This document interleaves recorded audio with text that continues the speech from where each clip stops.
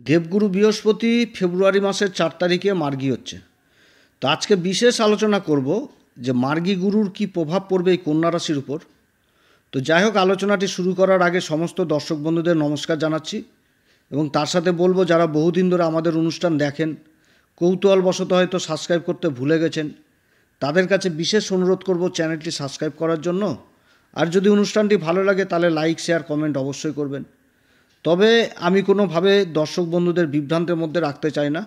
এটা গ্রহদের গোচরের উপরই আলোচনা করা হচ্ছে, কারো কোনো ব্যক্তিগত কুষ্টি ধরে আলোচনা নয়। আর এই আলোচনার এই ফলাফল আপনারা চন্দ্ররাশি অনুসারে দেখবেন। কন্যা রাশির ক্ষেত্রে দেবগুরু বৃহস্পতি হচ্ছে কেন্দ্রের দুটি ঘরের অধিপতি। সুখের ঘর যেটা চতুর্থ ঘর এবং সপ্তম ঘর যেটা পার্টনারশিপ, দাম্পত্য জীবন, আমাদের রোজগারের ব্যবসার ঘর, ইনকামের ঘর। এই দুটি ঘরের অধিপতি হয়ে ভাগ্যের ঘরে এতদিন বক্রি অবস্থায় ছিল।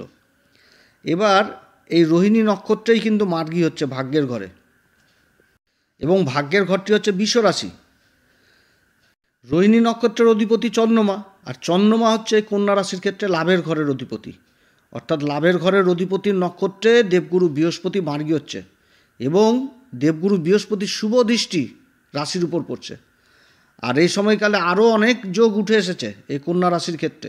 সব কটা যোগই খুব ভালো যোগ, শুধু এই লম্পট যোগটা যেটা শুক্রর সাথে তৈরি হয়েছে রাহুর, এটা একটু কিছুটা ডিস্টার্ব করবে। তা বাদে সব কিছু এই সময়কালে যথেষ্ট ভালো, কারণ শুক্রের উচ্চ দৃষ্টি রাশির উপর পড়ছে, আবার দেবগুরু বৃহস্পতির পঞ্চম দৃষ্টি রাশির উপর পড়ছে, এবং দুই গুরুর মধ্যে স্থান পরিবর্তন হয়েছে। খুব ভালো গ্রহের অবস্থান। রাশির কারক গ্রহ শনি মার্গী অবস্থায় রয়েছে দেবগুরু বৃহস্পতির নক্ষত্র পূর্বা ভাদ্রপদে।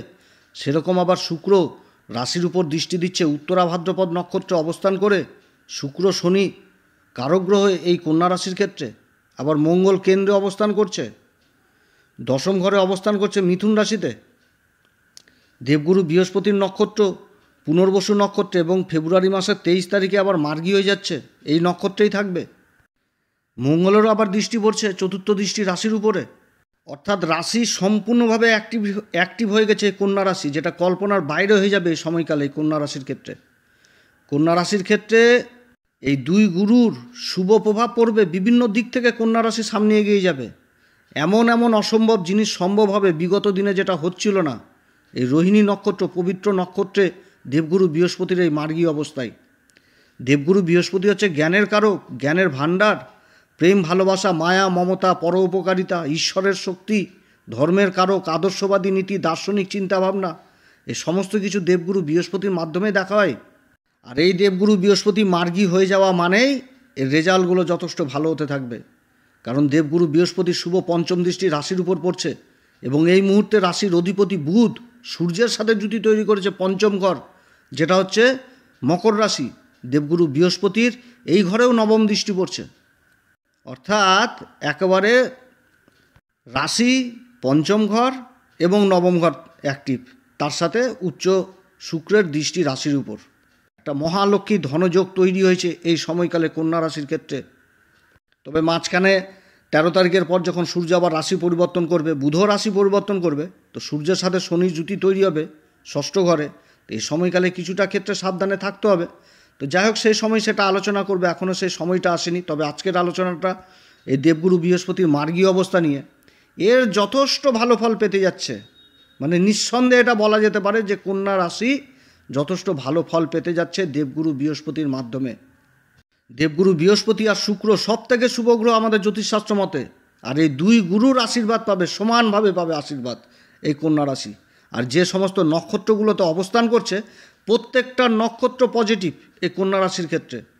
এই সময়কালে মনের মনস্কামনা পূর্ণ হবে এই দুই গুরুর আশীর্বাদে। গুরু অন্ধকার থেকে আলোর পথে নিয়ে আসে, গুরুর সান্নিধ্যে যাওয়া মানে নিজেকে আলোর কাছে নিয়ে যাওয়া। যার জন্য আমি প্রত্যেকটি ভিডিওতে, কন্যা রাশির প্রত্যেকটি ভিডিওতে আমি কিন্তু একটা কথা বলি যে গুরুর দীক্ষা যারা নেননি তারা অবশ্যই গুরুর দীক্ষা নেবেন। কারণ কন্যা রাশির ক্ষেত্রে দুটি ঘরের অধিপতি হচ্ছে স্বয়ং দেবগুরু বৃহস্পতি, ভাগ্যের ঘরে অবস্থান করছে। চতুর্থ ঘরের অধিপতি, সপ্তম ঘরের অধিপতি ভাগ্যের ঘরে অবস্থান করছে। ভাগ্যের ঘরটি কি? ঈশ্বরীয় শক্তির ঘর। এ সময়কালে গুরুর আশীর্বাদ পাচ্ছে, পূর্ণ আশীর্বাদ পাচ্ছে কন্যা রাশি। একটা দৈবিক শক্তি যথেষ্ট কাজ করবে এই সময় এই কন্যা রাশির ক্ষেত্রে। ফেব্রুয়ারি মাসের 4 তারিখ থেকে যেই দেবগুরু বৃহস্পতি মার্গী হবে সেই সময় সেই মুহূর্ত থেকে একটা ঈশ্বরের অশেষ কৃপা লাভ করবে এই কন্যা রাশির, একটা অশেষ কৃপা থাকবে, এটাতে কোনো রকম সন্দেহের অবকাশ নেই। ঈশ্বরের কৃপা লাভ করতে যাচ্ছে এই কন্যা রাশি এই সময়কালে। যেই কাজেই মানে যুক্ত থাকুক না কেন সেই কাজে যথেষ্ট প্রবৃত্তি রয়েছে। কর্মক্ষেত্রে যতই অবরোধ থাকুক সেই অবরোধ অটোমেটিক চালু হয়ে যাবে। চতুর্থ ঘর হচ্ছে জায়গা জমি সংক্রান্ত, ভূমি সংক্রান্ত জিনিসগুলো দেখা হয়। আর চতুর্থ ঘরের অধিপতি ভাগ্যের ঘরে অবস্থান করছে এই কন্যা রাশির জাতক জাতিকারা যারা বহুদিন ধরে এই জায়গা জমি সংক্রান্ত অসুবিধায় পড়েছিলেন সেই সমস্ত কাজগুলো উদ্ধার হবে। পৈতৃক সম্পত্তি যদি নিয়ে কোনো বিবাদ থাকে সেই বিবাদের সমাধান, সুষ্ঠু সমাধান হবে এই সময়কালে। এই সময়কাল ছাত্রছাত্রীদের দিক থেকেও যথেষ্ট ভালো। যাদের পড়াশোনাতে কোনো রকম অসুবিধা হচ্ছিল সেই অসুবিধাগুলো দূর হবে। যারা বাইরে যাওয়ার চিন্তাভাবনা করছেন, নিজের পড়াশোনাকে এগিয়ে নিয়ে যাওয়ার চিন্তাভাবনা করছেন, তাদের জন্য যথেষ্ট ভালো সময়। কারণ দেবগুরু বৃহস্পতি হচ্ছে শিক্ষার কারক, জ্ঞানের কারক। জ্ঞানের দিক থেকে যথেষ্ট, শিক্ষার দিক থেকে যথেষ্ট এগিয়ে থাকবে এই কন্যা রাশি। শুভ দৃষ্টি রাশির উপর পড়ছে এবং এই যে বুধাদিত্য যোগ এই মুহূর্তে যে তৈরি হয়েছে পঞ্চম ঘরে, সেই বুধাদিত্য যোগের উপর দেবগুরু বৃহস্পতির দৃষ্টি থাকছে। এই সময়কালে যারা স্কলারশিপের জন্য চেষ্টা করছেন সেই সমস্ত কাজগুলো যথেষ্ট এগিয়ে যাবে। আমি এর আগের ভিডিওতে বলেছিলাম, আবার সেই কথা আবার বলছি যে যারা স্কলারশিপের জন্য চেষ্টা করছেন তাদের কাজগুলো যথেষ্ট এগিয়ে যাবে গুরুর আশীর্বাদে। রোহিণী নক্ষত্র, যার অধিপতি হচ্ছে চন্দ্র, লাভের ঘরের অধিপতি কন্যা রাশির ক্ষেত্রে, যেটা হচ্ছে কর্কট রাশি, একাদশ ঘর। আর এই কর্কট রাশিতে দেবগুরু বৃহস্পতি উচ্চ হয়ে যায়। আর এই কর্কট রাশির অধিপতি চন্দ্রেরই নক্ষত্রে অবস্থান করবে দেবগুরু বৃহস্পতি মার্গী অবস্থায়। গজকেশরী যোগের একটা ভালো প্রভাব পড়বে এই কন্যা রাশি। আর এই পবিত্র নক্ষত্র হচ্ছে রোহিণী নক্ষত্র। রোহিণী নক্ষত্র, এই নক্ষত্রেই জন্ম হয়েছিল আমাদের শ্রীকৃষ্ণ প্রভু শ্রীকৃষ্ণের। প্রবল আকর্ষণ ক্ষমতা, পরিচালনা করার ক্ষমতা প্রবল, আকর্ষণের কেন্দ্রবিন্দু। যে কোনো ভিড়কে নিজের দিকে আকর্ষণ করার ক্ষমতা রাখে যেরকম, সেরকম পরিচালনা করার ক্ষমতা রাখে। আর এই নক্ষত্রে দেবগুরু বৃহস্পতি মার্গী হচ্ছে। রোহিণী নক্ষত্র ক্ষমাধাত্রী, ক্ষমার চোখে দেখে এরা। কেউ যদি অন্যায় করে ফেলে সেটাকেও ক্ষমার চোখে দেখে। এই রোহিণী নক্ষত্র এত ভালো নক্ষত্র। যিনি বিশ্ব ব্রহ্মাণ্ডের অধিপতি, যিনি সর্বে সর্বা, সেই শ্রীহরি বিষ্ণু এই নক্ষত্রে জন্ম নিয়েছিল। আর এই নক্ষত্রে দেবগুরু বৃহস্পতি মার্গী অবস্থান এবং রাশির উপর দৃষ্টি। তো রাশিটা কি ব্যক্তিত্ব, তাহলে ব্যক্তিত্বের উপর বিশেষ প্রভাব পড়বে এই সময় কন্যা রাশির। সমাজে মান সম্মান যথেষ্ট বৃদ্ধি পাবে এই সময়কালে। নিজেকে প্রতিষ্ঠিত করার যথেষ্ট ভালো সময় পাবে। সময় যথেষ্ট পক্ষে থাকবে কন্যা রাশি। যে ক্ষেত্রে যাবে সেই ক্ষেত্রে চরম উন্নতির শিখরে পৌঁছাবে। কর্মক্ষেত্রে যেরকম প্রতিভা এগিয়ে থাকবে সেরকম আকর্ষণের কেন্দ্রবিন্দু হবে, সেরকম নিজের জ্ঞানের দ্বারা সমস্যার সমাধান করতে পারবে। এই সময়কালে কন্যা রাশির আর্থিক স্থিতি যথেষ্ট মজবুত থাকবে। থেমে থাকা বহু কাজ সম্ভব হবে এই কন্যা রাশির। একটা দার্শনিক চিন্তা, আদর্শবাদী নীতি যথেষ্ট কাজ করবে কর্মক্ষেত্রে। এই সময়কালে প্রতিটা ক্ষেত্রে এগিয়ে থাকবে। এমন কিছু কিছু অসম্ভব জিনিস যেটা কল্পনার বাইরে ছিল সেই জিনিসগুলোতেও সাকসেস পাবে এই কন্যা রাশি এই গুরুর আশীর্বাদে। পঞ্চম ঘর থেকে আমরা সন্তানের ঘর দেখি। তো কন্যা রাশির বহু পিতামাতারা যারা সন্তান সুখ থেকে বঞ্চিত ছিল এই সময়কালে সন্তান সুখ লাভ করবে। ফেব্রুয়ারি মাসের 4 তারিখ থেকে দেবগুরু মার্গী হওয়ার দরুন সন্তানের দিক থেকে কোনো না কোনো ভালো সংবাদ, সুসংবাদ এই সময় পিতামাতারা পাবে। সন্তান যে কর্ম করবে সেই কর্মে যথেষ্ট প্রগতির যোগ রয়েছে। সন্তানের শিক্ষার ব্যাপারে বা তার ভবিষ্যতের ব্যাপারে যে একটা চিন্তা, সেই চিন্তা মুক্ত হবে পিতামাতারা। শিক্ষার ব্যাপারে যথেষ্ট ভালো ফল পেতে যাচ্ছে এই কন্যা রাশি। এই সময়কালে বহু দিক থেকে শিক্ষার্থীরা এগিয়ে যাবে দেবগুরু বৃহস্পতির এই শুভ পঞ্চম দৃষ্টি রাশির উপর পড়ার জন্য। আবার যারা শিক্ষার ব্যাপারে জড়িত রয়েছেন, যারা ট্রেনার হিসাবে কাজ করছেন, কোচিং সেন্টার চালাচ্ছেন, খুব সুন্দর সময় তাদের জন্য হতে যাচ্ছে। আবার যারা সোশ্যাল মিডিয়া জগতে জড়িত রয়েছেন, সিনেমা জগতের সাথে জড়িত রয়েছেন, তাদের জন্য যথেষ্ট ভালো সময়। দেবগুরু বৃহস্পতি মার্গী হওয়া মানে সোনার ব্যবসা, কাঁসার ব্যবসা, পিতল, তামা, ব্রোঞ্জ ইত্যাদির কাজে যারা যুক্ত রয়েছেন তাদের কাজকর্ম যথেষ্ট এই সময় ভালো চলবে।